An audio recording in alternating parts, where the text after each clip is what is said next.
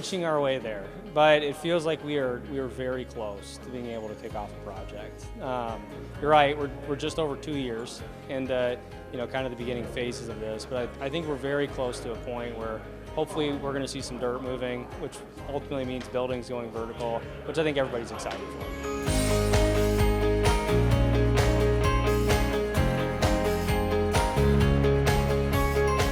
I think if you look back to Conestoga, right, Conestoga Mall, the onset of that project was a very, aspirational project, right? There were big dreams for what we ultimately wanted to be able to do there. And I think when we set out at the beginning of that project, the city kind of had a framework of, hey, if we're going to see this redevelop, here's what we ultimately want to see as kind of the key components. And I think we've been able to deliver on those, right? 2.5 years into the project.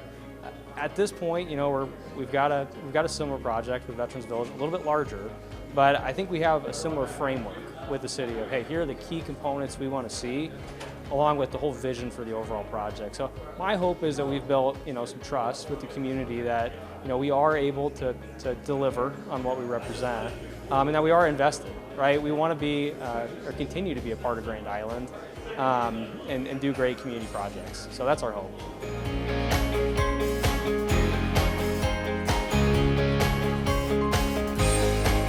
It's a balancing act. I mean, ultimately, what we want to do, and I think we communicate to council, is deliver on the overall project. We want to make sure we have the framework to be able to do that. And I think we're close to having that put together. So I don't know. I mean, I would answer your question that tonight was encouraging. I think the council left encouraging. And I think this has been such a process over the last 2 years with a lot of things that were out of our control, out of the city's control.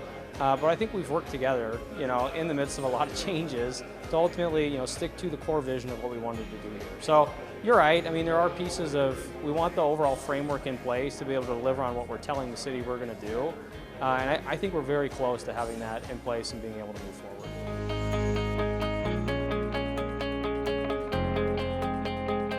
I think it's going to be a combination of a sigh of relief and an excitement, right? I mean, this has been talked about for so long that I think people they're ready, right? We're ready. So I don't know, we're excited to move that first shovel. I think a lot of folks in the community are too. And I think there's so many key components that people want to see so badly, from the sports complex to the aquatic center to new commercial up there. I think everybody's really just ready for it, and we are too. So I think it'll be a sigh of relief and then excitement once that happens.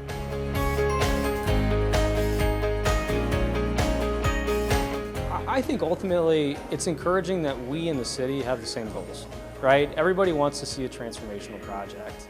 And I think we're aligned on the key components of that. At this point, it's just the details of how do we ensure that that happens. So I don't know. I think we're leaving tonight encouraged, right? Of, hey, this is a project that we can ultimately, bring together. And I think our interests are aligned between us and the council and the community, right? Which is always what you want. So I think that's the key takeaway from tonight.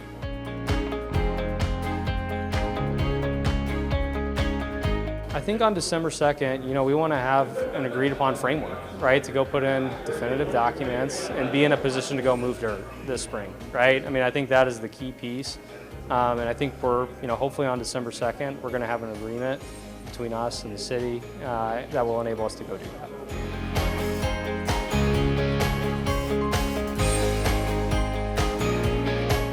I would want the public to know this. There are a few key members of city staff that have been phenomenal to work with. Not just on this project, but Conestoga Marketplace. And those projects wouldn't have happened without city staff, right? So as frustrated as some people are, and we are, right, with how long this has taken, we're thankful, right, for staff and just their ability to, work with the changes, work with us, and ultimately kind of keep focus on that end goal. So I think that's what we would want to relay is, these kind of projects, they're a public-private partnership.